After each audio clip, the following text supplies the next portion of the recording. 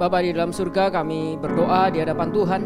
Kiranya Tuhan itu yang boleh berbicara bagi setiap kami pada hari ini, sehingga ketika kami itu mendengarkan firman Tuhan diberitakan, kami itu bukan hanya mendengar suara manusia saja yang digaungkan, tapi kami itu boleh melihat ada suara Tuhan yang juga boleh diberikan bagi setiap kami, untuk kami masukkan di dalam hati kami, untuk kami renungkan siang dan malam, dan terutama untuk kami itu hidupi, sehingga firman Tuhan itu boleh kami bawa dan kami pancarkan dalam kehidupan kami sehari-hari. Karena itu Bapak, tiba saatnya bagi setiap kami memberi diri kami dengan segala keterbatasan dan kelemahan kami. Engkau boleh memakai kami, pikiran kami, hati kami, agar Tuhan itu boleh membentuk kami, berbicara bagi kami. Berbicaralah, kami itu siap mendengar. Pakailah hamba-Mu dengan segala keterbatasan. Di dalam nama Yesus Kristus kami berdoa. Amin.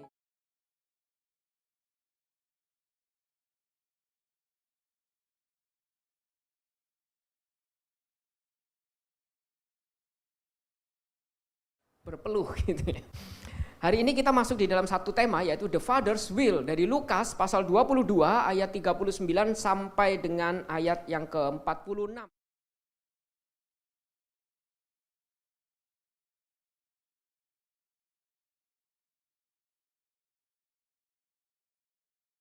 Sama-sama demikian firman Tuhan. Lalu pergilah Yesus keluar kota, dan sebagaimana biasa ia menuju Bukit Zaitun. Berarti ini kebiasaan Yesus, dia selalu menuju ke bukit untuk berdoa. Nah, murid-muridnya itu juga mengikuti dia, dan setelah tiba di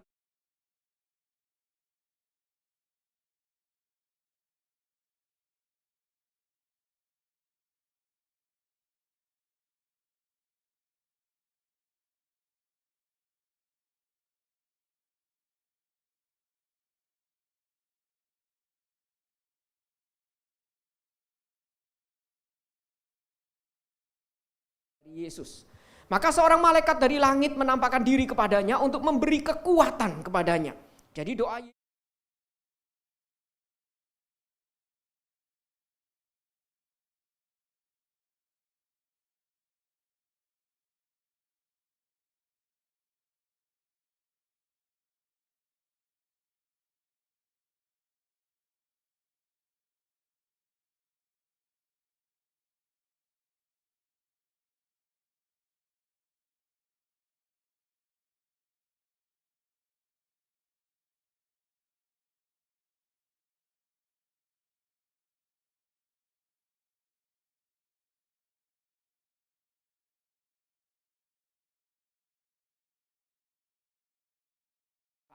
demikian firman Tuhan.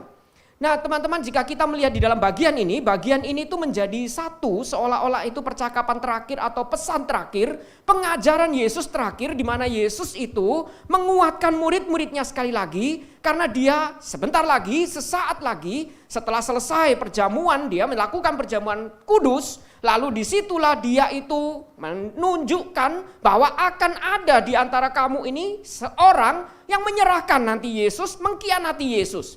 Dia baru saja membasuh kaki juga, dituliskan kalau kita membaca di dalam Injil Yohanes. Lalu di situ tulisan ini kemudian dilakukan, dituliskan, yaitu Yesus itu seolah-olah memberikan satu pesan terakhir. Pengajaran terakhir sebelum kemudian Yesus meninggalkan murid-muridnya untuk menyambut yaitu salib. Di mana Yesus itu menebus murid-muridnya dengan cara dia itu menyerahkan diri dan mati di salib. Dan di dalam pengajaran ini kita melihat memang satu pihak Lukas itu ingin menunjukkan bahwa Yesus itu ingin dituliskan di sana, yaitu ingin menekankan bahwa ini adalah cara yang memang dia harus tempuh. Dia itu harus menebus dengan cara seperti ini, yaitu mati bagi kita, sehingga kita itu tidak perlu lagi mati karena dosa kita. Harusnya kita itu harus mati karena kita sudah bersalah, dan hukuman itu pasti, hukuman itu juga adil, semua orang harus dihukum. Nah, tapi sekarang yang menggantikan itu Yesus. Satu pihak Lukas memang menuliskan seperti itu. Tapi jika kita melihat di dalam bagian ini yang menarik, yaitu Lukas menekankan bahwa di tengah-tengah percakapan Yesus ini, pengajaran Yesus di dalam sebelum Yesus kemudian menyambut salibnya, ini ada pertentangan.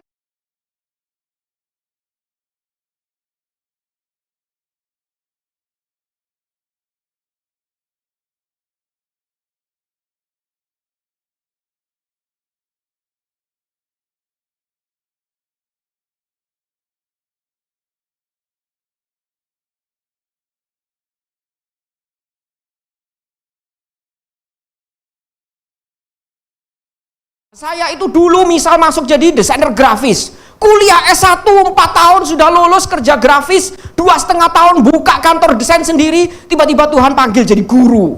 Lalu jadi guru nggak cukup, langsung masuk ngikutin jejak pembina kalian. Masuk sekolah teologi yang sama, jadi hamba Tuhan. Nah, apa yang saya rencanakan, pindah Jakarta, bikin kantor desain sendiri, sukses, kaya, ternyata semua berbenturan dengan kehendak Tuhan. Saya masuk sekolah teologi, nah mulai bingung. Nah lalu bagaimana? Saya punya rencana seperti ini, tapi kehendak Tuhan lain. Jadi dalam bagian ini dituliskan seolah-olah ada rencana manusia dan kehendak Allah. Di situ digambarkan Yesus itu seolah-olah juga mengatakan, bukan kehendakku tapi kehendakmu. Berarti ada dua kehendak, yaitu Yesus sebagai manusia yang datang sebagai wujud manusia, dan kehendak Allah Bapa, kehendak Allah. Nah, ketika ini terjadi, disitulah Lukas itu menuliskan Yesus mengajar mereka untuk berdoa. Nah, ini yang luar biasa. Ketika kita menjumpai rencana kita dengan kehendak Allah itu berbenturan, kita itu justru diminta bukan maksa, tapi berdoa. Nah, berdoa ini sebenarnya apa maksudnya, lalu bagaimana Tuhan mengajarkan, itu yang dituliskan dalam bagian ini. Bagaimana kita bisa menyelaraskan dengan kehendak Allah, rencana manusia dengan kehendak Allah, yaitu dengan berdoa. Dan berdoa ini dikatakan kita itu disuruh agar tidak jatuh dalam pencobaan. Berarti dengan kata lain, doa itu yang membuat kita tuh aware. Kita itu punya kesadaran, kepekaan rohani. Kira-kira mana yang Tuhan mau, mana yang kita harus taati. Nah, disitulah kita diminta berdoa, baru ayat ini kemudian diberikan. Dan Lukas itu menuliskan ayat ini dengan luar biasa. Diberikan itu dengan susunan yang kita kenal dengan nama kiasmus. Kiasmus itu mirip seperti kalau kita itu dekat sini ada McDonald, kita itu beli burger. Nah, burger itu sama. Atasnya roti, bawahnya roti, tapi kebalik. Wah, baru tengah-tengahnya ini yang penting sebenarnya, ya enggak? Jadi kalau kita beli burger, itu kan burger mau burger apa? Fish, chicken, atau beef. Nah, isinya yang penting. Tapi rotinya dipinggirkan, enggak jadi burger. Jadi chicken, ya enggak?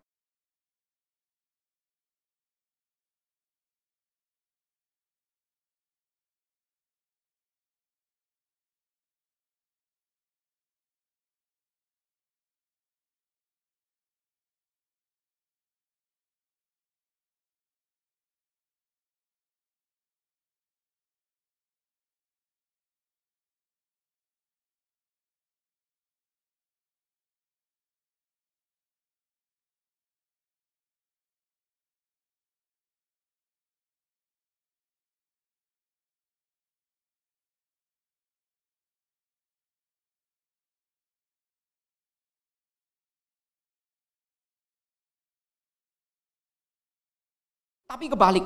Karena itu dikatakan di dalam ayat 40, setelah tiba di tempat itu, yaitu di mana tempat biasanya Yesus pergi berdoa, berkata kepada mereka Yesus, berdoalah supaya kamu jangan jatuh ke dalam pencobaan. Nah, di dalam ayat 46 dikatakan, katanya kepada mereka, mengapa kamu tidur? Ada tambahannya. Jadi sedikit berbeda, roti kebaliknya. Bangunlah dan berdoalah supaya kamu jangan jatuh ke dalam pencobaan. Sama. Supaya kamu jangan jatuh ke dalam pencobaan, tapi di dalam bagian bawah ini ditekankan ada tambahan. Mengapa kamu tidur? Bangun dan berdoalah. Jadi banyak orang itu tertidur, tidak waspada, tidak aware. Bangun, biar kita aware, peka lagi, lalu doa. Ketika kita menjumpai kehendak Allah dengan rencana kita berbeda, doa. Berdoa biar apa? Tidak jatuh ke dalam pencobaan. Nah, kalau kita itu kadang-kadang sulit mengerti karena jangan-jangan kita itu sudah tertidur, mungkin bermimpi dengan rencana kita, Yesus mengatakan bangun. Nah, lalu doa supaya jangan jatuh ke dalam pencobaan. Ini bingkainya. Lalu di situ dia mengajarkan lalu bagaimana caranya berdoa. Dia memberikan nasihat untuk berdoa.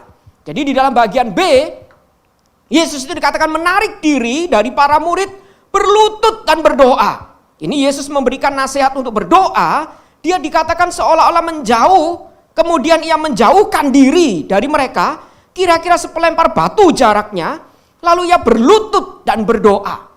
Dan di situ dia kemudian menyampaikan kata-katanya kepada Tuhan. Ini cara Yesus berdoa. Nasihat untuk kita berdoa ketika kita itu sulit mengerti kehendak Tuhan. Kita itu diminta untuk coba tenang dulu, lalu coba berdoa. Melihat kembali apa yang menjadi rencana Tuhan. Nah, saya rasa bagian pertama ini seringkali mengingatkan kita, bukan? Seringkali banyak orang itu ketika menjumpai realita itu tidak sesuai dengan apa yang kita itu mimpikan. Nah, kita itu bukan diem dulu, lihat dulu, tapi ngomel langsung. Makanya perlu Tuhan itu tuliskan di dalam Alkitab. Cepat-cepat dengar, lambat-lambat bicara, lebih lambat marah. Karena seringkali orang Kristen itu suka membalik. Belum tidak sesuai sedikit marah. Ketika marah ngomel-ngomelin Tuhan, baru ngerti Tuhan bukakan sesuatu. Oh, salah paham. Mulai belajar dengar, kebalik. Jadi Yesus itu mengajar doa itu kita itu tenang dulu, cari dulu suara Tuhan. Di tengah-tengah kebisingan bersama murid-murid itu, dia menjauh sedikit untuk dia memberi ruang agar dia kembali bercakap-cakap sama Tuhan. Dia mendengar kembali suara Tuhan di tengah kebisingan.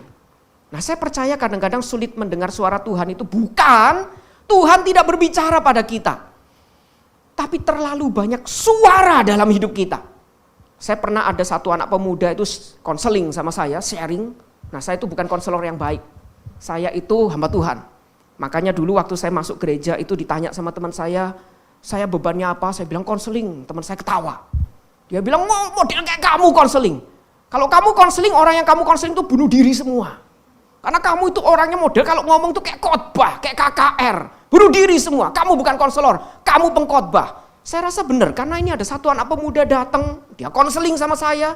Minta nasihat lebih tepat, bukan konseling. Lalu dia mengatakan, Tuhan itu bisu.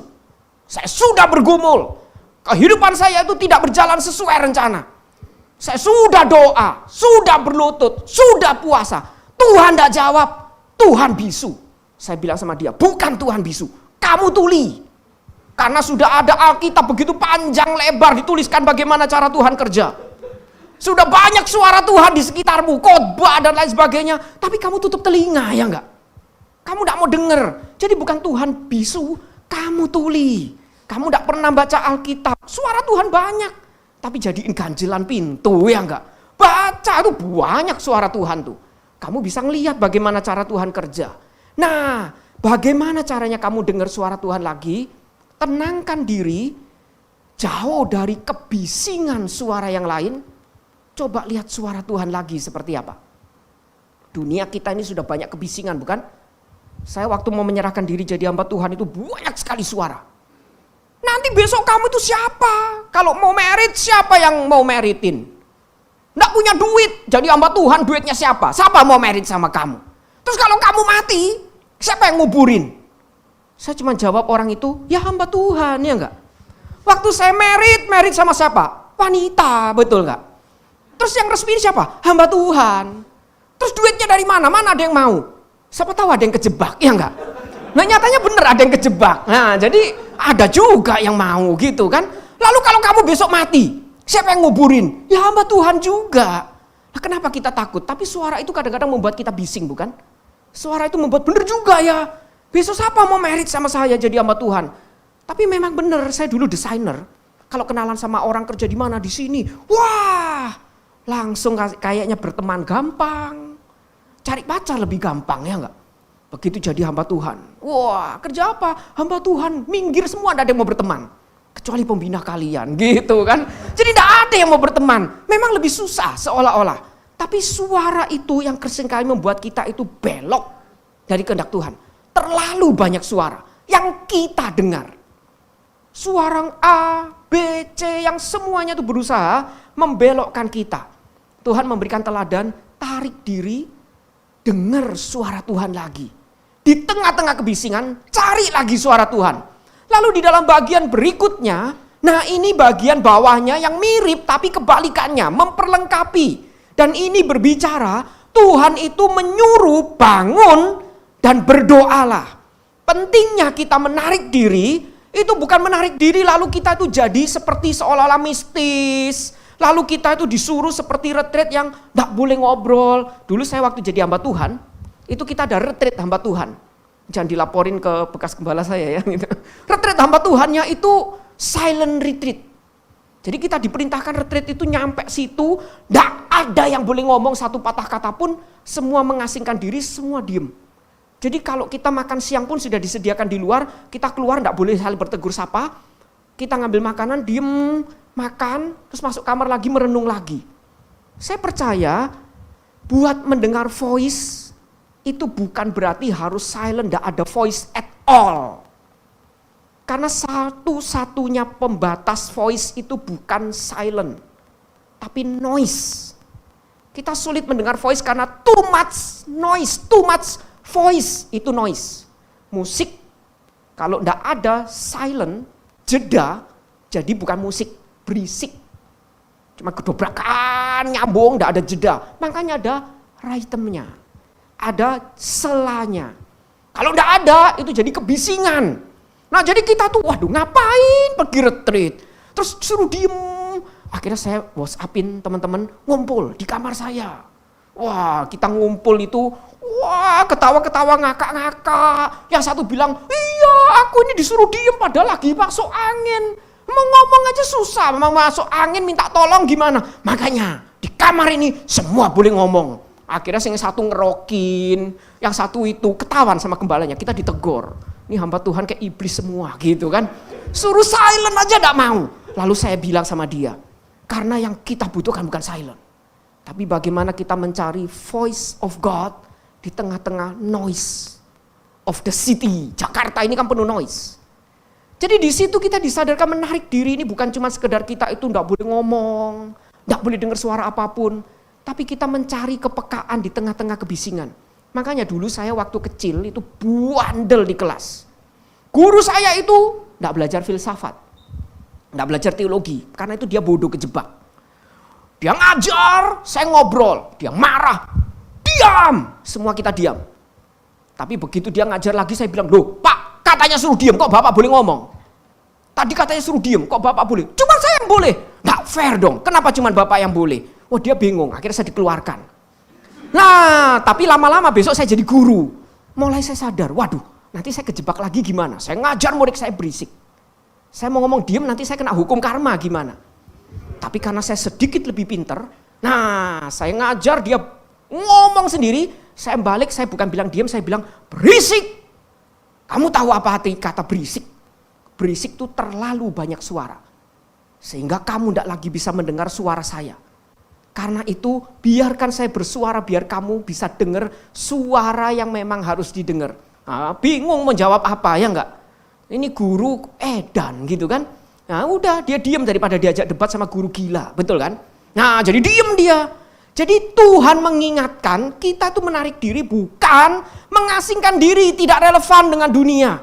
Tapi menarik diri untuk terbangun dan bisa kembali berdoa. Mencari suara Tuhan. Doa itu kan komunikasi bukan? Doa itu kan bercakap-cakap dengan Tuhan. Jadi bangunlah dan berdoalah. Itu kata Yesus dikatakan. Jadi dia itu mengatakan mengapa kamu tidur, bangunlah dan berdoalah. Nah ini yang dikatakan.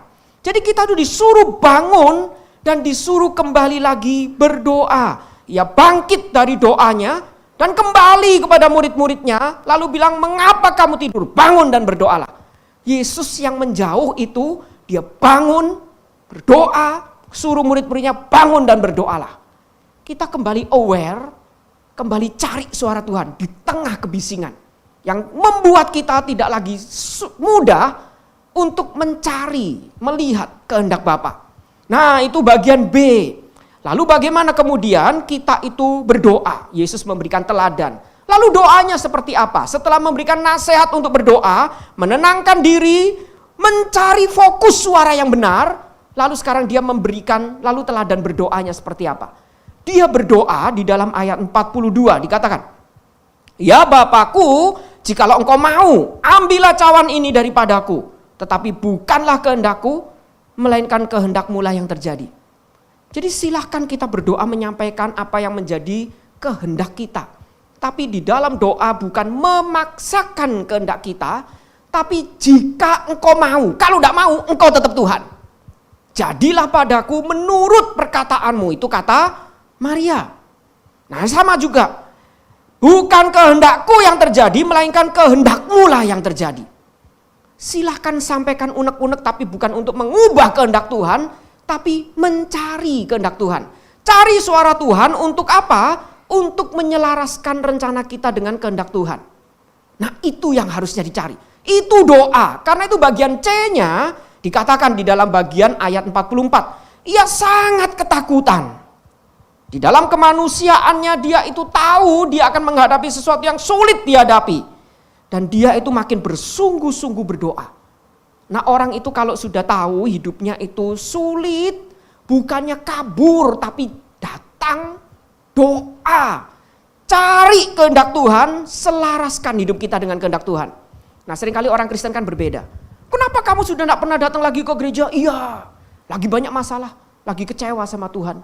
Karena yang terjadi dalam hidupku ini, aduh banyak masalah. Saya kecewa sama Tuhan makanya saya tidak mau ke gereja.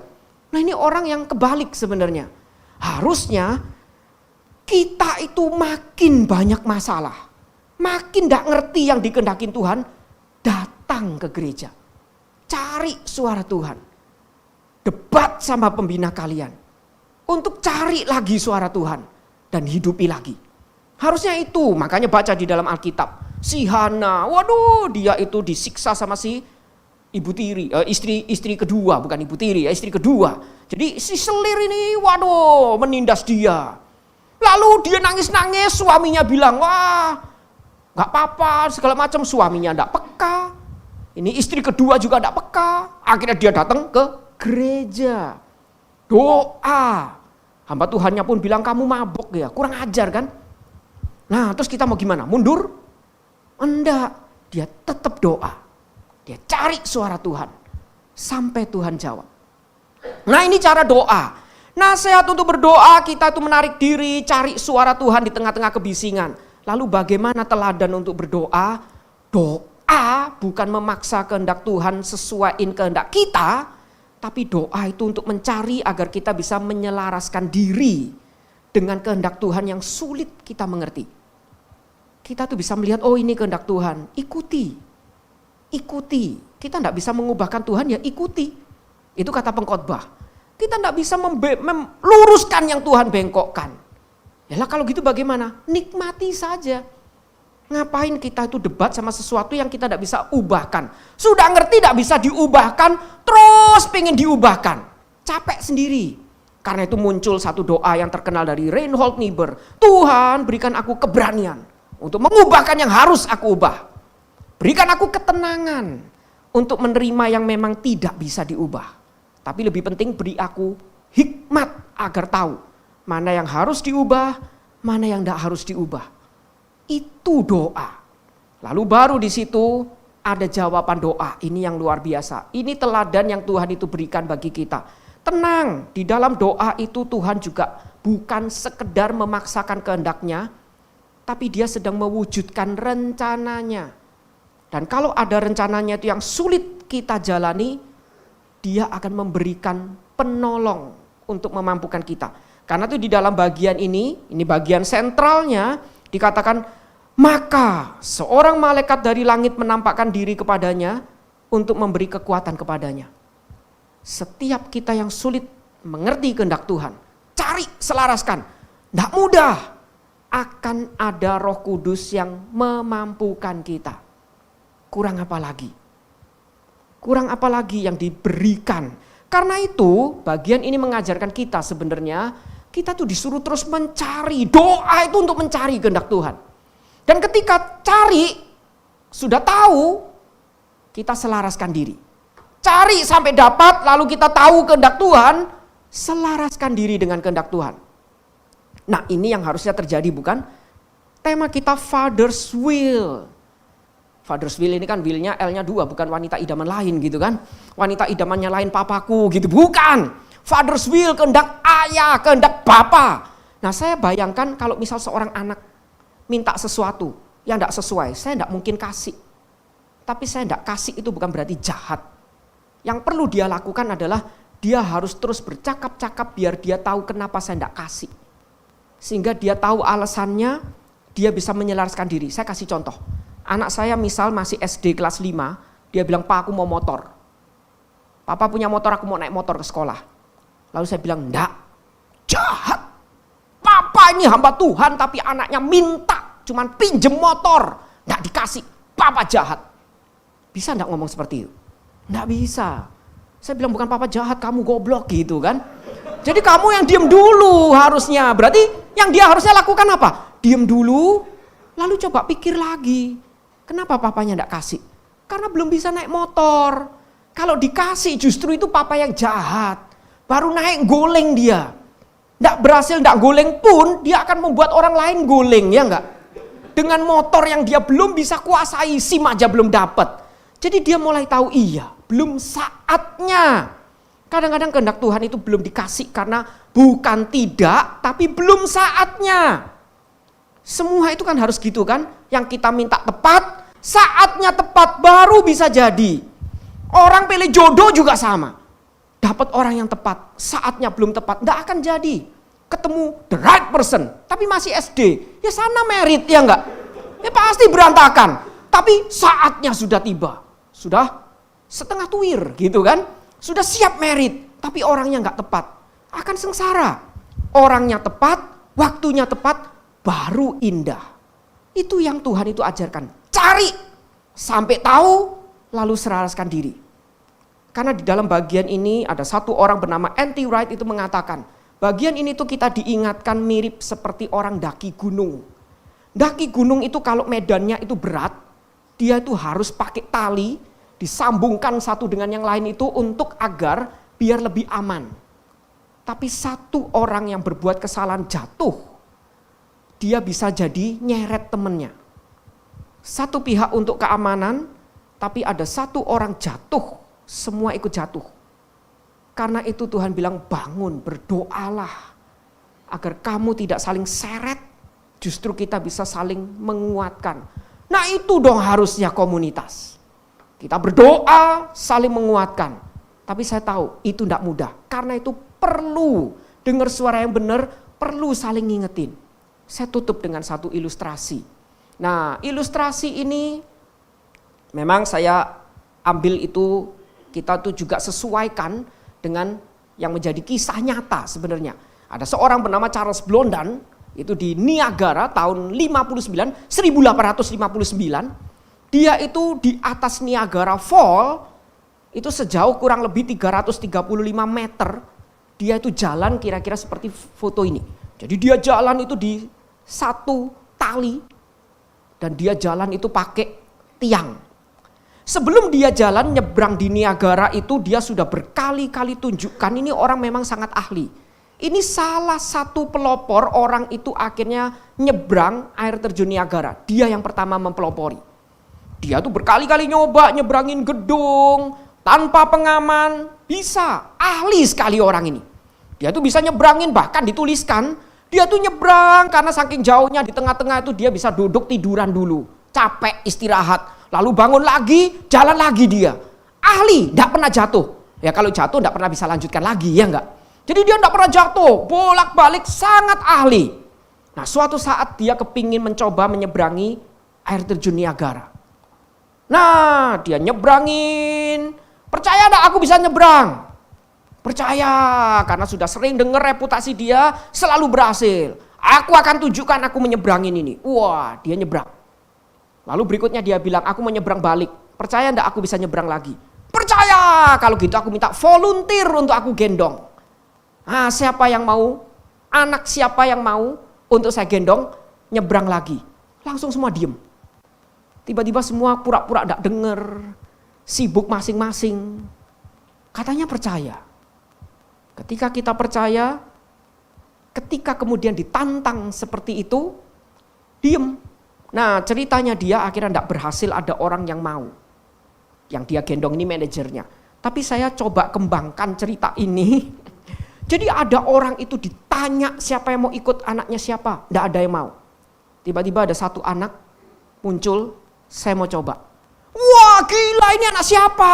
Wah, ini papanya pasti lagi jajan, anaknya lepas, diperhatiin, lalu anaknya mau ikut. Jangan gila lu. Nanti papamu tahu kamu digampar, ya enggak?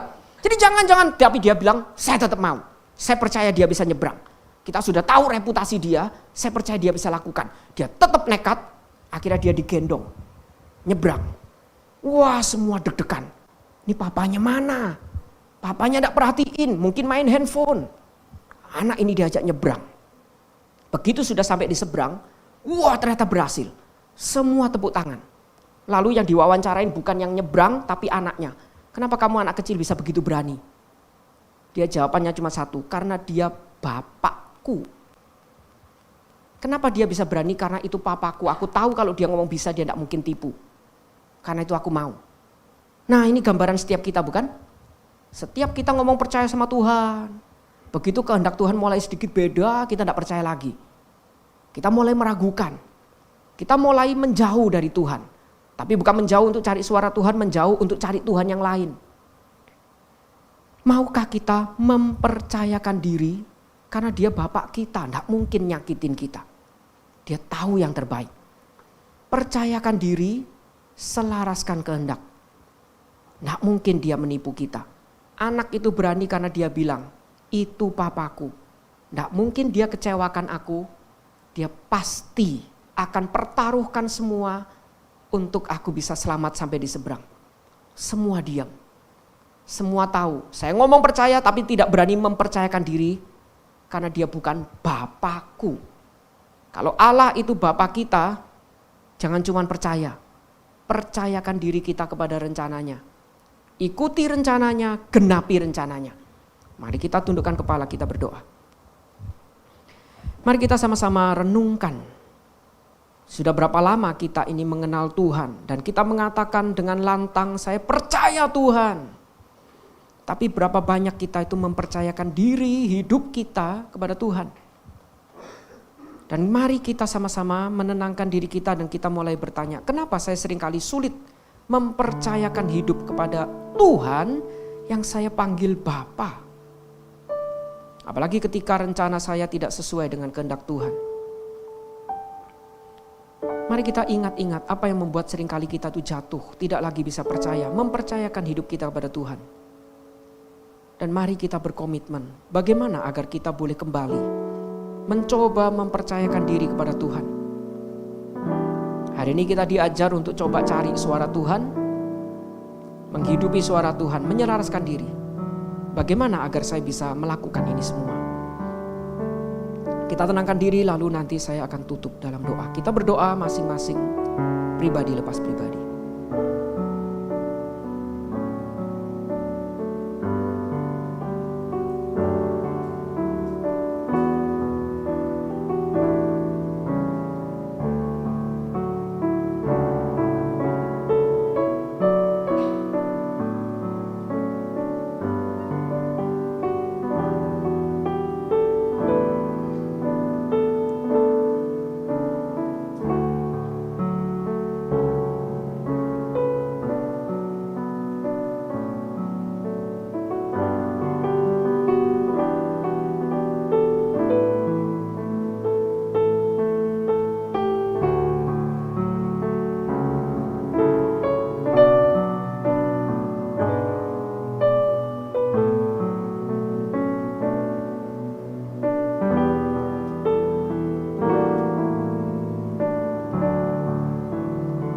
Bapa di dalam surga, kami seringkali mengatakan, kami percaya Tuhan, Tuhan pasti sanggup. Tapi ketika kami mengalami badai, cobaan, ujian, ketika yang terjadi dalam hidup kami tidak sesuai dengan apa yang kami impikan, rencanakan, atur, kami mulai kecewa. Kami mulai tidak lagi bisa menyelaraskan diri kami dengan kehendak Tuhan. Bahkan kami mulai memaksa Tuhan, menarik Tuhan ke samping seperti Petrus, memarahi Tuhan, memaksa Tuhan itu memenuhi kehendak kami, mengikuti rencana kami. Tapi hari ini kami diajar sekali lagi di dalam Lukas, Yesus itu memberikan teladan bagi kami. Ketika kami itu merasa kecewa, disitulah saatnya kami itu datang dan berdoa. Dan kami itu boleh bangun sekali lagi. Dan di dalam bangun kami ini kami mencari kehendak Tuhan, berdoa, berkomunikasi. mencari suara Tuhan di tengah kebisingan. Dan ketika kami mendapati suara Tuhan, kami memahami apa yang menjadi kehendak Tuhan, kami mulai dengan ketakutan. Kami itu tetap melangkah untuk menaati kehendak Tuhan. Karena itu Tuhan menjanjikan, di dalam ketakutan kami, di dalam kesulitan kami ketika kami melangkah, ada Roh Kudus yang akan memampukan kami. Dan disitulah biar akhirnya kami bukan hanya percaya kepada Tuhan, tapi mempercayakan diri kepada Tuhan. Dan kami boleh menggenapi kehendak Tuhan dalam hidup kami. Bantulah setiap kami, mampukan setiap kami. Inilah doa kami yang kami panjatkan, hanya di dalam nama Yesus Kristus.